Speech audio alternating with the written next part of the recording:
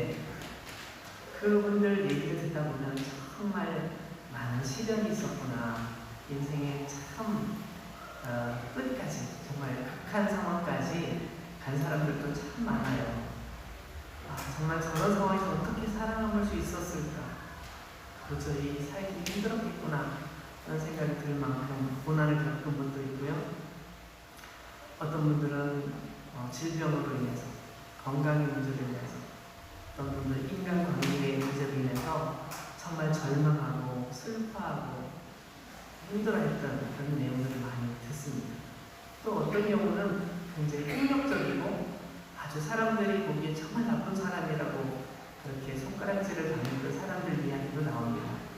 근데 한결같이 그분들이 하나님을 만나고 예수 그리스도의 사랑을 느끼고 나서부터 그의 삶이 완전히 변하고 그의 삶 속에서 새로운 빛을 보고 그의 삶이 완전히 달라져서 정말 이제는 그 과거의 모습이 아닌 남에게 선한 영향력을 끼치고 사람들에게 행복을 전해줄 수 있는, 사람들에게 기쁨을 말할 수 있는, 인생의 행복이 무엇인지를 말할 수 있는 그런 상황으로 삶이 바뀌어지면서 보면서 정말 큰 감동을 받습니다. 우리 모두가 마찬가지죠. 하나님의 사랑을 알게 되면 그 전에 겪었던 많은 일들이 다 녹아져 내리면서 하나님 앞에서 새롭게 변화되는 우리의 모습을 발견하게 됩니다. 오늘 말씀도 그것과 견주어서 생각해 볼 수 있는 말씀입니다. 하나님께서 어느 날 환상 중에 선지자 에스겔을 부르셨습니다. 그를 어떤 골짜기로 데리고 가셨습니다. 이 골짜기 하면 산과 산이 있는 그 사이, 그 계곡을 보통 골짜기라고 말하잖아요. 근데 성경에 나와 있는 골짜기는 우리가 생각하는 그 좁은 골짜기 의미도 있지만 어떤 경우는 큰 산과 큰 산 사이에 있는 넓은 벌판을 이야기하기도 합니다. 그래서 골짜기에서 전쟁을 했다는 내용들이 나오는데 큰 산과 큰 산 사이에는 넓은 그 지역에서 두 나라가 붙어서 전쟁을 하는 경우에 골짜기에서 전쟁을 했다. 그렇게 표현하는 경우도 있죠. 어쨌든 하나님께서 에스겔을 데리고 가신 한 골짜기에 도착해 보니 거기에는 마른 뼈들이 가득했습니다. 피부도 없고 근육도 없고 힘줄도 없고 아무것도 없고 오직 말라 비틀어진 아주 오래된 뼈들이 그 골짜기에 가득 채워져 있는 겁니다. 이것은 무엇을 의미할까요?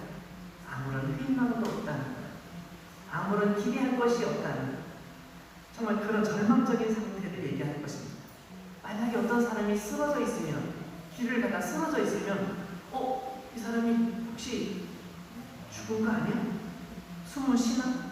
보면서 어떻게 해요? 달려가서 인공호흡을 하잖아요. 인공호흡 하든지 막 두드려 주든지 막 흔들든지 해서 그 사람을 깨우거나 살려보려고 하잖아요. 왜냐면 그 사람이 우리하고 똑같은 모습으로 쓰러져 있는 경우 그렇게 할 수 있습니다. 혹시라도 다시 살아날지 모르기 때문에 최선의 노력을 다 해보는 거죠. 근데 그 사람이 피부도 없어요. 살도 없어요. 근육도 없어요. 그냥 뼈만, 그것도 뼈들이 다 부스러져서 여기저기 흩어져 있다고 생각해봐요. 여러 뼈들이 흩어져서 섞였어요. 이게 누군지도 몰라요. 이 뼈가 누구 건지도 몰라요. 그런 이 상황 속에서 볼 때 절망적인 것이죠. 희망이라는 의미는 거기서 찾아볼 수 없는 것이죠. 그 사람들은 살아날 희망이 전혀 없다. 그런 것이 당연하죠. 아마도 에스겔 선지자도 역시 그렇게 생각했을 것입니다. 과거에는 전쟁이나 또 전염병이 돌면 많은 사람들이 죽었습니다. 그래서 골짜기에 갖다 버리기도 했고요. 넓은 벌판에서 전쟁이 끝나고 나면 사람들이 많이 죽잖아요. 그냥 내버려 두는 거예요. 사람들이 그쪽을 가지 않아요. 너무 무서우니까, 너무 냄새도 나고 하니까 아예 안 가요. 그 수년이 지나고 나면 거기에는 뼈밖에 없는 거예요. 항상 뼈밖에 없는 거죠. 그래서 아마 에스겔도 생각하기에 야, 옛날에 여기 큰 전쟁이 있었나 봐. 얼마나 끔찍한 전쟁이었을까? 아니면 얼마나 많은 사람들이 전염병에 걸려서 이렇게 죽었을까? 과거에는 지금처럼 백신이 없었으니까 전염병이 한번 돌면 거의 다 죽는 거예요. 거의 다 죽는 거예요. 끔찍한 일이죠. 에스겔도 그렇게 생각하고 있었을 것 같아요. 근데 그 마른 뼈들을 바라보고 있는 동안에 하나님께서 에스겔에게 질문하십니다. 인자야, 이 뼈들이 능히 살 수 있겠느냐?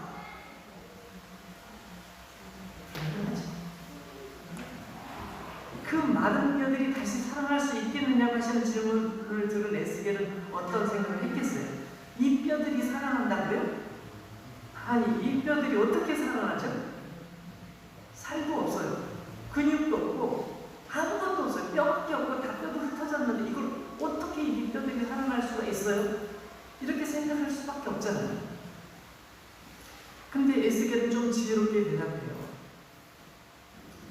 주 여호와여, 주께서 아시나이다. 여러분, 이거 무슨 말이에요? 저는 솔직히 잘 모르겠어요. 그렇지만 하나님께서는 아시죠. 주 여호와께서 아십니다라고 말하는 분, 주께서 아신다고 말하는 분, 이 세상을 창조하시고 통치하시는 분, 우리의 모든 삶과 죽음을 다스리시는 분, 우리의 모든 것을 주관하시는 그분이 우리에게 생명을 주시고 생명을 연장하시는 그분께서 만약에 뭔가를 하신다면 그럼 살아날 수 있겠지요 라고 고백하는 거예요. 그렇지만 사실 그 고백 속에도 여전히 부정적인 얘기가 담겨있어요. 어떻게 우리로서는 도저히 안 됩니다. 우리는 불가능합니다. 만약에 하나님께서 주 여호와께서 하신다면 모르지만 우리는 안 됩니다 라는 의미를 가지고 있는 것이죠.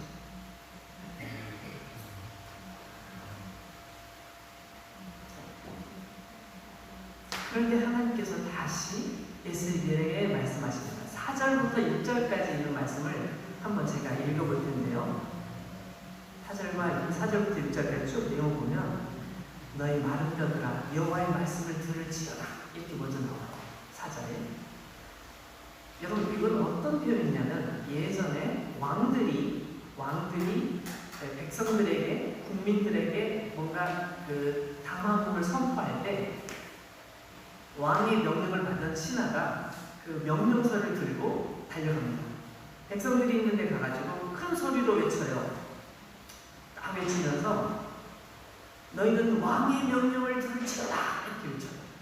그럼 사람들이 어떻게 합니까? 다 고개를 숙이고 가만히 움직이지 않고 왕의 명령을 들어요. 마치 그것처럼 너희 마른 뼈들아 여호와의 말씀을 들을지어다 이렇게 먼저 외치라는 거예요.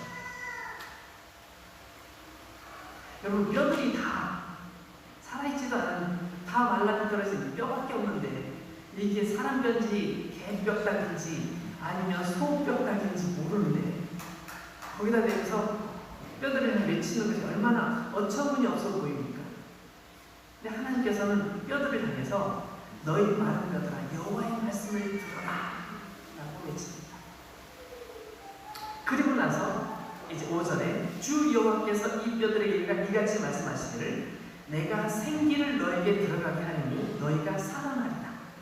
너희 위에 힘줄을 두고 살을 입히고 가죽을 덮고 너희 속에 생기를 넣으리니 너희가 살아나리라. 또 내가 여호와인 줄 너희가 알리라 하셨다.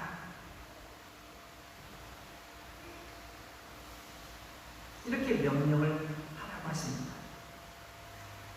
하나님, 이 뼈들이 그 말을 알아들을까요? 이 뼈들이 그 말을 알아들을 수 있을까요? 우리 생각에는 그런 생각이 들지만 어쨌든 에스겔은 그들에게 선포합니다. 그런데 그 말씀이 떨어지자마자 갑자기 이상한 변화들이 일어나는 거죠. 갑자기 사방에서 덜그럭덜그럭 소리가 나는 거예요. 덜그럭덜그럭 소리가 나면서 그 뼈들이 척척척 모양을 갖추면서 사람의 모양 골격을 갖추기 시작하는 거예요. 뼈들이 이상하게 서로 붙더니 거기서 끝나는 것이 아니라 그 위에 힘줄이 생기고 살이 차오르고 피부가 덮이기 시작하는 거예요. 뼈만 가득하던 골짜기에 놀라운 일이 벌어지면서 수많은 사람들이 누워있는 모습으로 바뀌게 된 거죠. 이 에스겔은 이 상황을 보면서 어떤 마음이 들었을까요? 이건 뭐지? 만약에 우리가 그 현장에 있었다면 우리는 무서워서 서 있지 못했을 것 같아요. 이게 도대체 어찌된 일이야? 깜짝 놀라서 그 상황을 감히 그냥 서서 못 봤을 것 같아요. 여러분, 이건 정말 놀라운 일인데 이건 1차 기적에 해당된다고 볼 수 있습니다. 여기서 끝이 아니었습니다.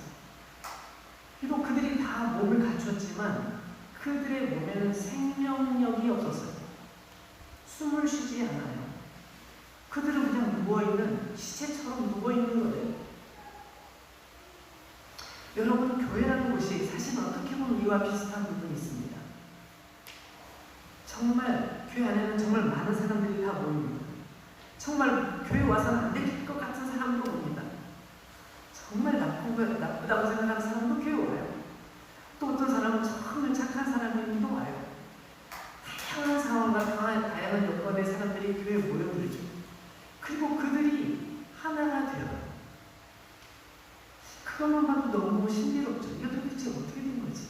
참 신비로워요. 근데 그렇게 모인다고 그것이 해결되는 게 아니더라고요.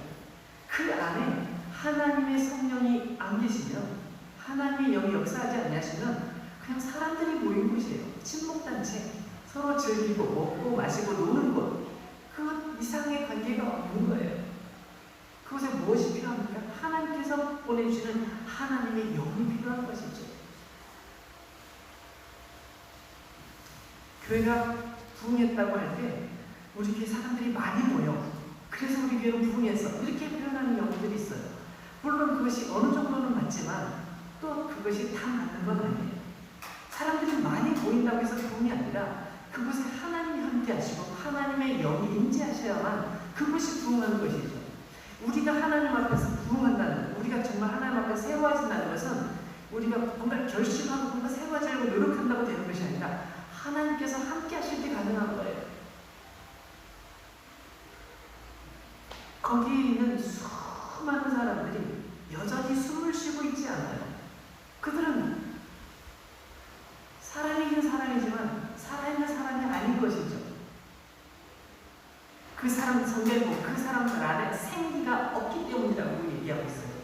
여러분, 생기란 단어는 우리 한국어의 그 사전적 의미는 뭐냐면 싱싱하고 힘센 그런 힘찬 기운이 있는 그런 것을 말할 때 생기라고 말해요. 생기 있어 그러면 정말 열정적이고 힘이 있어 보여, 이렇게 말할 때 생기라고 말하는데, 성경에서 보면 이 생기라는 단어는 첫째, 숨 쉬는 거고, 숨 쉴 수 있는, 숨 쉬는 이거를 생기라고 말하고, 두 번째는 영혼을 가리켜요. 영혼. 그래서 창세기 보면, 창세기 2장에 보면 하나님께서 사람을 창조하실 때 사람을 흙으로 빚어서 사람의 모양을 만드시고 나서 그 코에 생기를 불어넣으셨더니 그 사람이 생명, 살아있는 영혼이 되었다. 생명이 된다. 그래서 사람이 됐다. 이렇게 성경을 기록하고 있는데 바로 거기에도 생기라는 단어가 사용되고 있습니다. 그래서 영혼, 또 어떤 기운, 이런 것들을 의미하는 거예요. 그래서 우리 인간은 말이죠, 다른 동물과 달리, 다른 동물과 똑같이 숨을 쉬지만 우리에겐 특별히 영혼이 있어요. 그래서 우리가 하나님과 교제하고 하나님을 알고 하나님을 향하여 나아가고 저 천국을 향해 우리가 나아갈 수 있는 그런 존재가 되는 것이죠. 하나님께서 여기서 생기를 말씀하시면서 세 번째로 이제 9절 말씀을 보면 생기에 대하여 명령하시는 내용이 나옵니다. 9절을 한번 볼까요? 또 내게 이르시되 인자야 너는 생기를 향하여 대언하라. 대신 말하라는 거죠. 그래서 하나님께서 하실 말씀을 에스겔 보고 대신 말하라고 말씀하시는 거예요. 생기에게 대언하여 이르기를 주 여호와의 말씀에 생기야 사방에서부터 와서 이 죽음을 당한 자에게 불어서 살아나게 하라 하셨다. 에스겔은 하나님의 명령을 따라서 대신해서 명령합니다. 세상에 흩어져 있는 많은 승리들아, 다 이곳으로 와서 여기 있는 이 사람들에게 들어가서 이 사람들을 살게 하라. 에스겔이 하나님의 말씀대로 생기를 향하여 명령을 했더니 사람들에게 생기가 들어가면서 다 살아나게 됐어요. 그래서 다 누워있던 사람들이 벌떡 일어나서 탁 섰는데 세상에 이런 군대가 없어요. 이런 강력한 경제가 없어요. 거기 있는 사람들이 와 소리를 지르는데 천지가 떠나갈 듯한 함성 소리가 골짜기에 메아리 치는 거예요. 엄청난 반격이죠. 여러분, 이것이 에스겔이 봤던 환상입니다. 실제 눈에 보여지는 것은 아니었어요. 그러니까 환상을 통해서, 하나님께서 보시는 환상을 통해서 이 장면을 바라보고 있었습니다. 마른 뼈들만 있던 이 땅에 하나님께서 엄청나게 큰 군대를 일으키셨구나, 이렇게 생각하고 있을 때 하나님께서는 11절에 이렇게 말씀하십니다. 우리 11절 말씀 한번 보실까요? 또 내게 이르시되 인자야, 이 뼈들은 이스라엘 온 족속이라. 그들이 이르기를 우리의 뼈들이 말랐고 우리의 소망이 없어졌으니 우리는 다 멸절되었다 하느니라. 사실 하나님께서 에스겔 선지자에게 이 광경을 보여주신 것은 바로 이스라엘 민족의 그 당시 상황을 하나님께서 지켜보시고 그들에게 주신 하나님의 말씀을 전해주기 위해서 이 장면을 보여주셨던 거예요. 그 당시에 이스라엘은 어떤 모습이었나요? 정말 절망적인 상황 속에 살고 있었습니다. 이스라엘 민족은 하나님의 백성이었습니다. 정말 하나님의 백성으로서 세상 사람들에게 꿀릴 게 없었습니다. 부족한 게 없었습니다. 여러분, 다윗 왕 시대에 비록 이스라엘이라는 나라는 굉장히 작았지만 옆에 있는 강대국들이 꼼짝 못했습니다. 심지어는 어떤 나라들이 조공을 바쳤습니다. 왜냐하면 다윗을 이길 방법이 없어요. 다윗 왕은 너무나 탁월한 사람이었어요. 그가 탁월한 이유는 하나님께서 그와 함께 하시기 때문이었죠. 다윗 왕과 전쟁을 하러 가면 이미 거기서 딱 지키고 있어요. 미리 복병이 숨어있다가 공격해오면 당해낼 방법이 없는 거예요. 항상 패전하는 거죠. 도대체 저 사람은 무슨 능력을 가졌길래 우리가 전략 전술을 가지고 아무리 공격해도 이겨낼 수가 없지?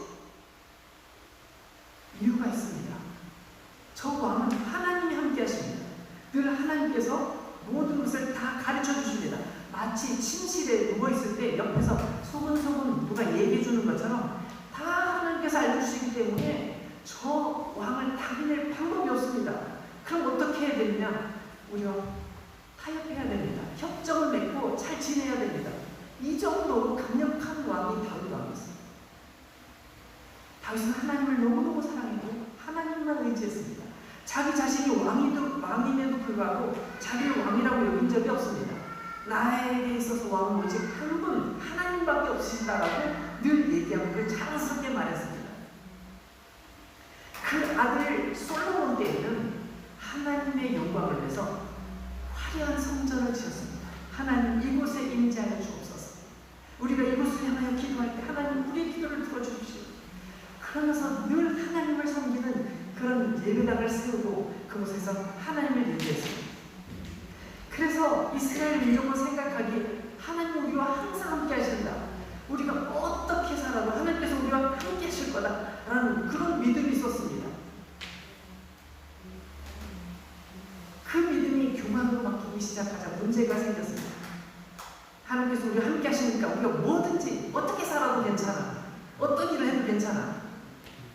우리가 다른 나라들하고 견줄 만한 능력이 있으니까 서로 경쟁을 해야 돼. 저 나라보다 앞서가려면 저 나라를 알아야 돼. 저 나라의 문화를 알아야 돼. 저 나라가 섬기는 신들에 대해서 공부를 해야 돼. 이러면서 옆에 있는 나라들의 관심을 갖고 그 나라와 타협하고 그들의 신앙을 받아들이고 그들과 교류하면서 하나님께서 기뻐하시지 않는 일조차도 다 받아들이기 시작했어요. 여러분, 우리가 하나님을 섬기면서 그 누리는 기쁨 어느 순간에 빼앗기냐면 우리가 하나님을 잊어버릴 때, 하나님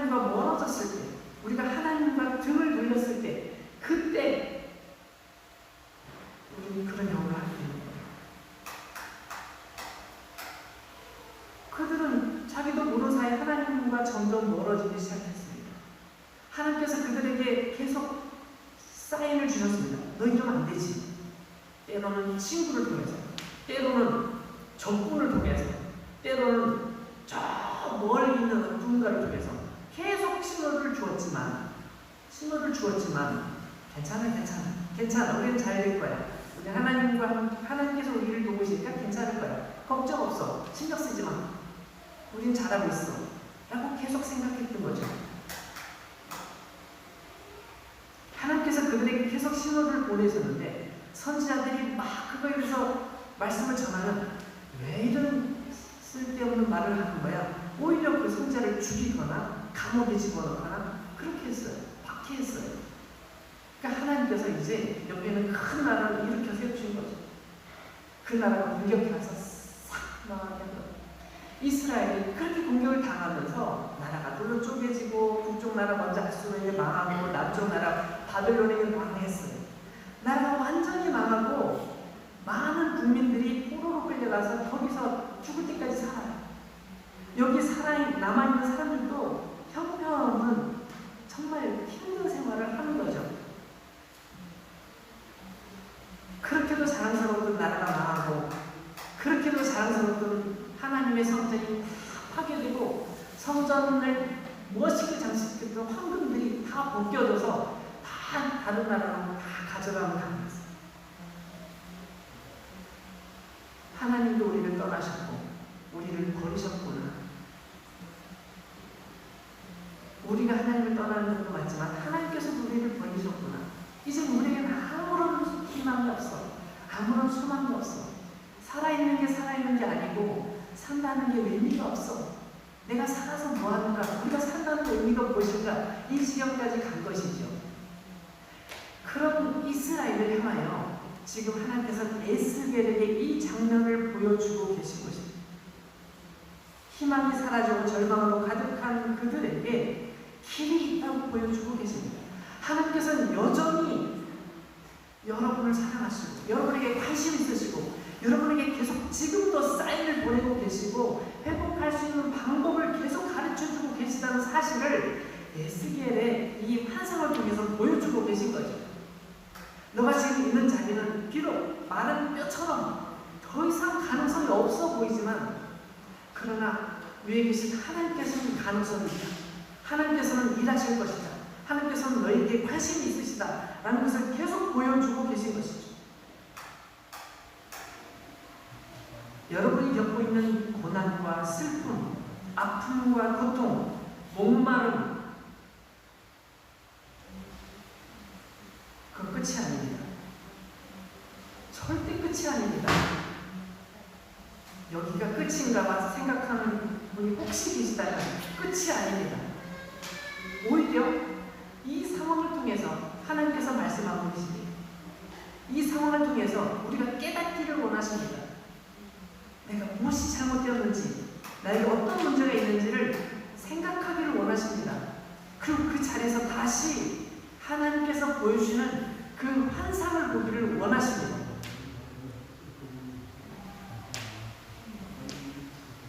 하나님께서는 때로는 우리의 문제를 깨닫게 하시려고 아픔을 주실 때가 있습니다. 실패를 주실 때가 있습니다. 우리가 너무너무 힘들도록 시련을 주시고 때로는 고통스러워서 견딜 수 없게 하실 때도 있습니다. 왜냐하면 그 자리는 죽음의 자리고 있어서는 안 될 자리이기 때문에 빨리 벗어나야 되기 때문에 그 자리에서 벗어나도록 자극을 주시는 것입니다. 내가 여기 더 있으면 안 돼. 여기서 일어나야 돼. 여기 떨치고 나와야 돼. 그렇게 깨닫도록 신호를 주시는 것이죠. 그래서 사실 그것이 고난이 아니라 새로운 기회이고 새로운 축복이고 새로운 도전인 것입니다. 새로운 복을 주시려고 우리를 고쳐주시려고 우리를 회복시켜 주시려고 우리에게 기회를 주고 계신 것입니다. 하나님의 회복은 무너진 장벽에 새 나라를 건설하는 것입니다. 그리고 새로운 백성으로 변화되는 것입니다. 요한복음 14장 12절 말씀을 잠깐 찾아보겠습니다. 예수님께서 말씀하셨습니다. 요한복음 14장 12절 말씀을 보시면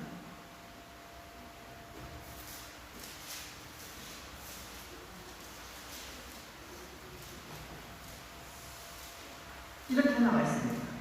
내가 진실로 진실로 너희에게 이르노니 나를 믿는 자는 내가 하는 일을 그도 할 것이요 또한 그보다 큰 일도 하리니 이는 내가 아버지께로 가니라. 예수님께서 이 땅에서 사역을 마치고 하나님 아버지께로 돌아가시기 전에 사람들에게, 그를 따른 사람들에게 이렇게 말씀하셨습니다. 너희가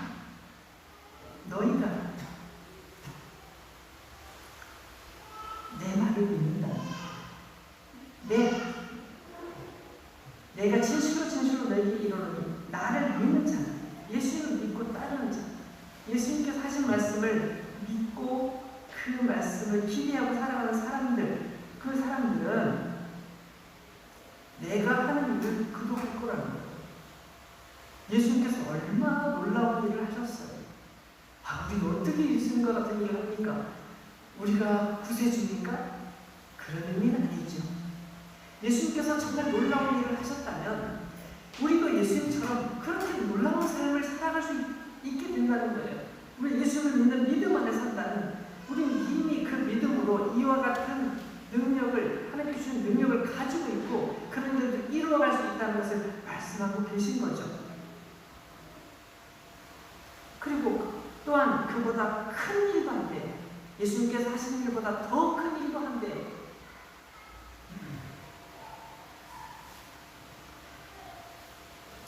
이 말씀은 우리가 예수님보다 높아졌고 예수님보다 더 능력 있다는 것이 아니라 예수 그리스도 안에서 믿음으로 사는 사람들이 얼마나 위대한 삶을 살게 될 것인지, 그 삶의 놀라운 변화와 그 영향력에 대해서 예수님께서 이렇게 단언해서 말씀하고 계신 것입니다.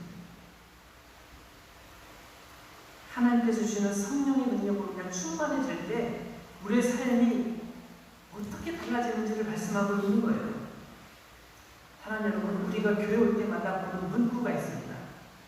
우리 교회가 예배드리기 전에 보는 문구가 있어요. 뭐예요?